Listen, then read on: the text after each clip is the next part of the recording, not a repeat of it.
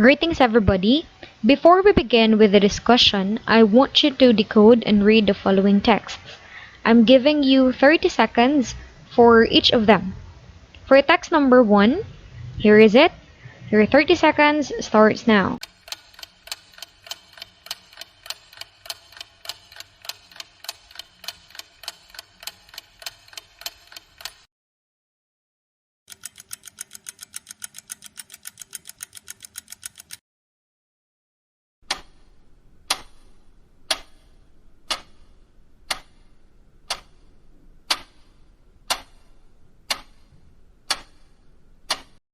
Time's up. Okay, so here is the decoded message. This message serves to prove how our minds can do amazing things, impressive things. In the beginning, it was hard, but now, on this line, your mind is reading it automatically without even thinking about it. Be proud. Only certain people can read this. Please forward if you can read this. Now, for the second text, here is it, and your 30 seconds starts now.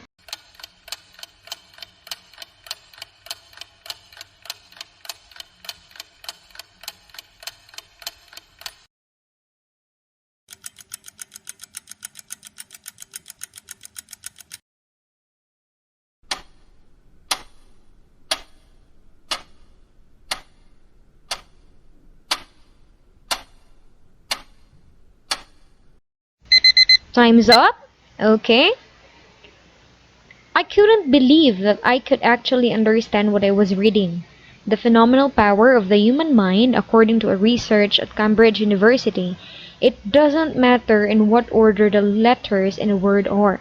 The only important thing is that the first and last letter be in the right place. The rest can be a total mess and you can still read it without a problem. Thank you very much. The activity that we had says something about our reading skills. Now, how did we exactly learn how to read? This topic can help you address this question. So, let's begin. Opinions about reading have varied over the period of time. With this, reading pedagogy evolves as well, and so with the different concepts in the acquisition of reading skills. Without further ado, I present you my report, a review on reading theories and its implication to the teaching of reading. Reading itself is defined and viewed differently by different researchers and linguists. Reading models vary in terms of specific aspects, stages, and modes too. For students who are learning first language or second language, reading is the most crucial skill to master.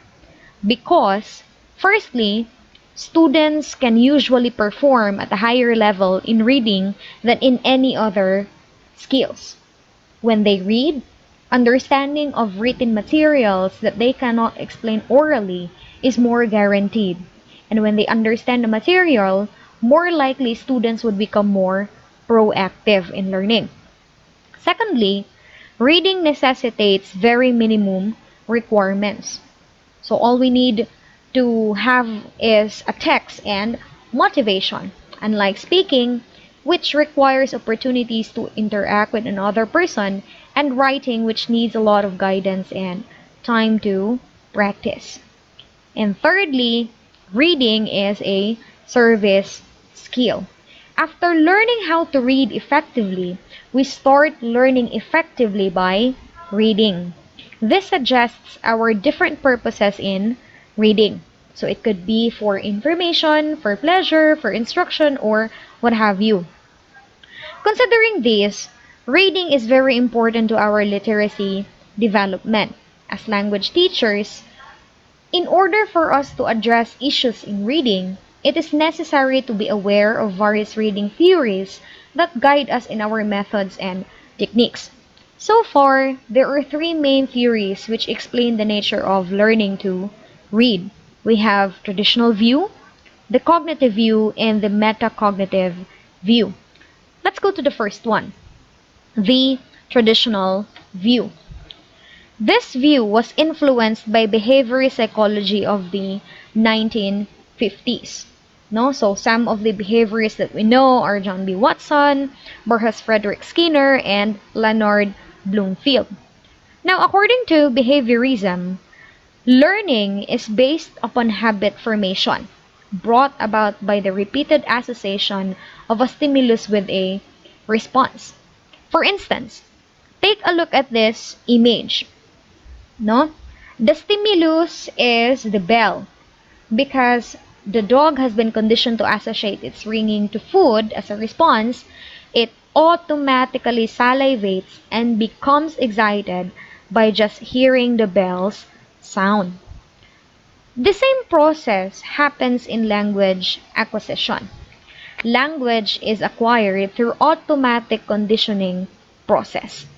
However, some patterns of language are reinforced and others are not, and only those patterns reinforced by the community of language users will persist. In other words, these reinforced language patterns compose our language competence and performance today. By the way, when we say reinforcement, this is anything which increases the probability of a response to recur. For example, the baby here is Terrell. He accidentally says up up. So this is the accidental response. His father happens to hear him and smiles and picks him up. This is the reinforcement, no? It gives Terrell a wonderful feeling. As a result, Terrell is able to develop deliberate response. He keeps saying up whenever his father is around and maybe even when it's another person close to him. Now let's connect this behavioristic perspective to reading. It explains that reading is a word recognition response to the stimuli of the printed words. In other words, textual comprehension involves adding the meanings of words to get the meanings of clauses. This implies greater emphasis on text or printed materials. Because of this concerns recognizing codes and forms found in the text and recalling the same process over and over again. This process is known as the bottom-up process of reading. So, learner starts assigning meaning on the text with matching letters with sounds that make up a word, and then sentence, paragraph, and text. This suggests a linear process of reading. Linear because it does not show specific activity by the reader after undergoing the reading process. The reader shows no feedback at all. There is no interaction. This exact process is manifested in audiolingual teaching method, which emphasizes drills using the sounds that make up words. Information is received and processed beginning with smallest sound units and proceeded to letter blends, words, phrases, and sentence. So this is very bottom up, no? From this, we can say that teachers that adhere to the traditional view of teaching reading may provide reading materials such as textbook or module that focus on the building blocks of sounds and words. Activities would be inclined to recognition of lexical and grammatical forms with an emphasis on the perceptual and decoding dimension. Lastly, since the structure is the focus, it implies literal comprehension only and gives little or no attention to the reader's knowledge or experience with the subject matter. Because of this, readers are regarded as passive recipients of information in the text. Meaning resides in the text, and the reader has to reproduce it. At some point, this model fails to recognize the capability of the students to apply their previous knowledge in the text and their entire contribution to the analysis of the text. This is clearly a drawback of this model in addition to the fact that it only presents a linear process of comprehension and is over-reliant on the formal features of language. So, what happened? No? What are we going to do? Said by linguists and researchers. Well, to counter these drawbacks, another model was introduced. Traditional view was followed by the cognitive view. Overall, this is the opposite of the previous one.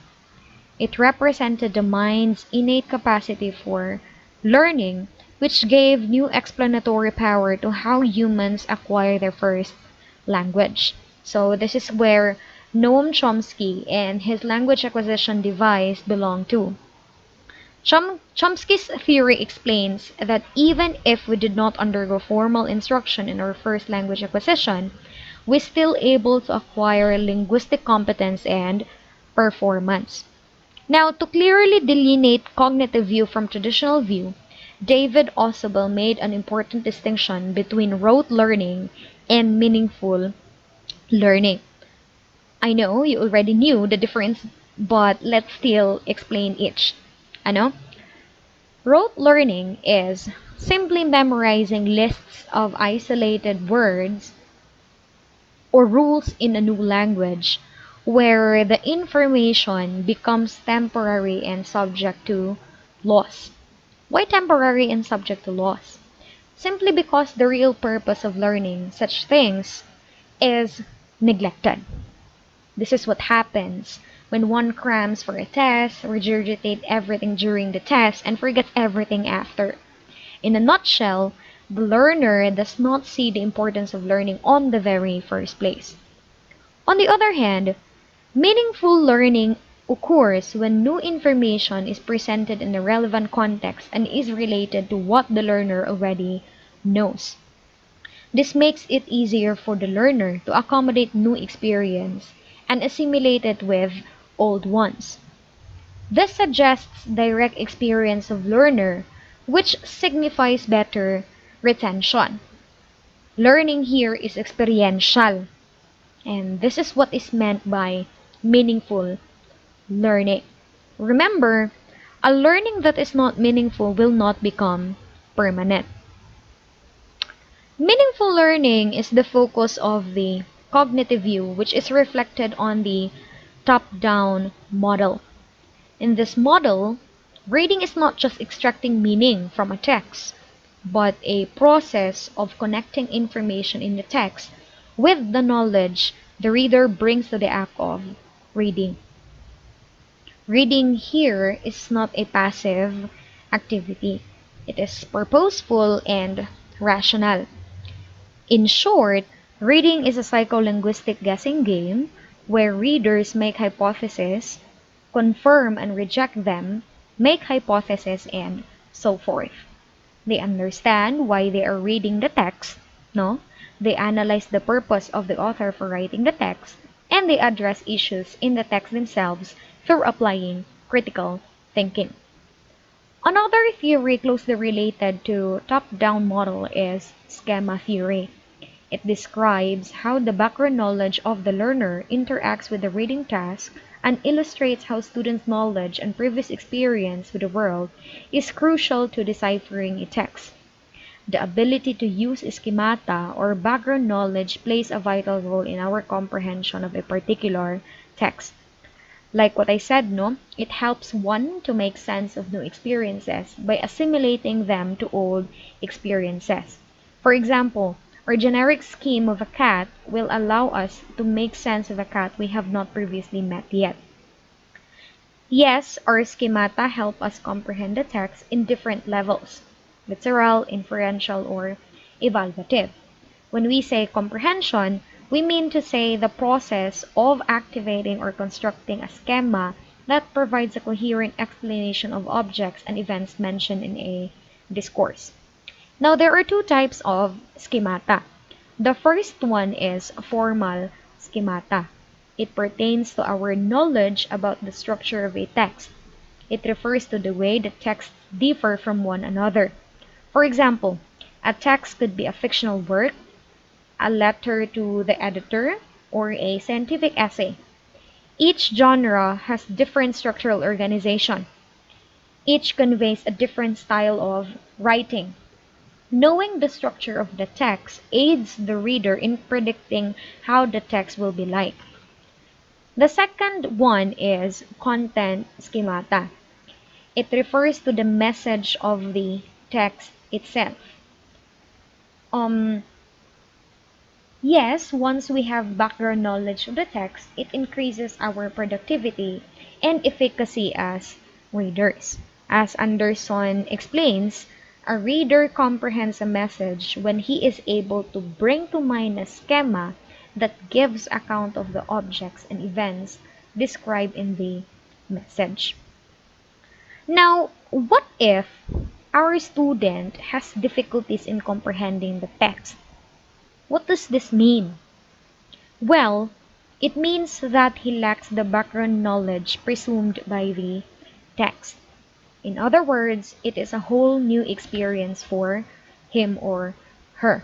If this is the case, what is the role of the instructor or the teacher? There are two.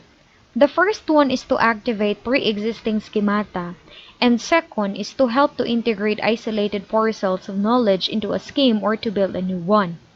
The instructor's guidance is especially needed in the process. Again, it is either helping the learner see the connection of new and old schemata or helping him create a whole new schema. Next question is how to apply schema theory to second language reading. This suggests new cultural assumptions, right? Learners may lack cultural specific background knowledge necessary to process the text. Now, to remedy this one, reading materials provided should be relevant to the student's needs, preferences, individual differences, and cultures in order to provide meaningful texts so the students understand the message, which entails activating existing schemata and helping build new schemata.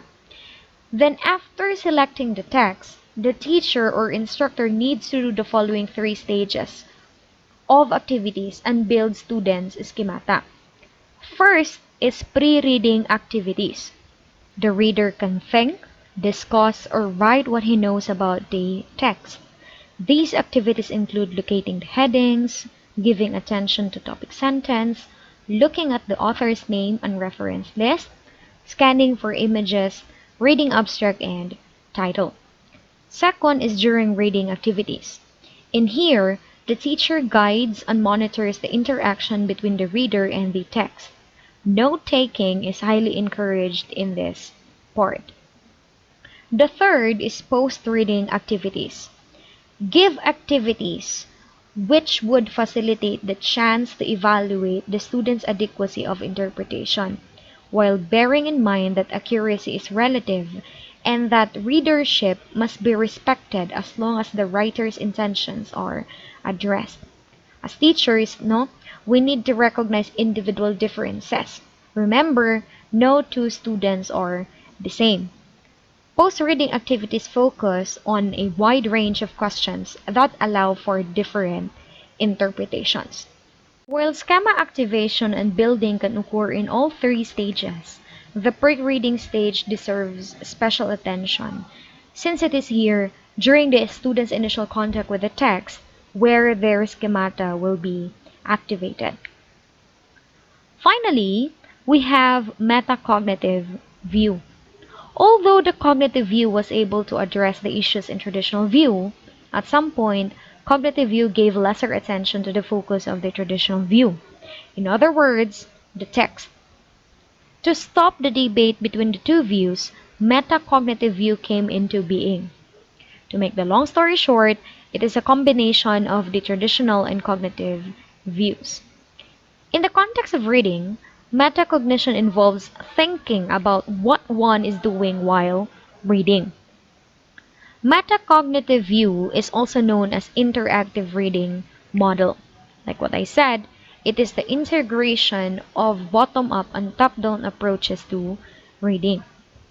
Hence, the interactive approaches rely on both graphic and contextual information. Strategic readers do not only make hypotheses, confirm or reject them, and make new hypotheses while reading. They also involve many activities along the process of reading, whose stages can be divided into three: the before reading, the while reading, and the after reading. So this is quite similar with the previous one. Okay? Under before reading, the first one we have identify the purpose of the reading. Is it for relaxation, for inspiration, for information? No? Second, identify the form or type of the text. Is it a fictional work, a letter, or an academic essay? Let's proceed to while reading. The activity is first, think about the general character and features of the form or type of the text. If it is a fictional work, you identify the elements of fiction. For example, the character, the setting, the point of view, the theme, the plot, right? Second, project the author's purpose for writing the text. Is it to persuade, to convince, to inspire, to demonstrate something, right? Third, choose, scan, or read in detail. Lastly, make continuous predictions. This make the entire reading process interactive. No? Okay, let's proceed to after reading. Form a summary, conclude, or make inference of what was read. Okay, so again, we have discussed three reading theories: the traditional, cognitive, and metacognitive. We need to consider all three of them to give leverage to our teaching methods and techniques in reading. Successful implementation and sound understanding of these theories promise teaching efficacy. So, I hope that you gained something from this report. Thank you very much.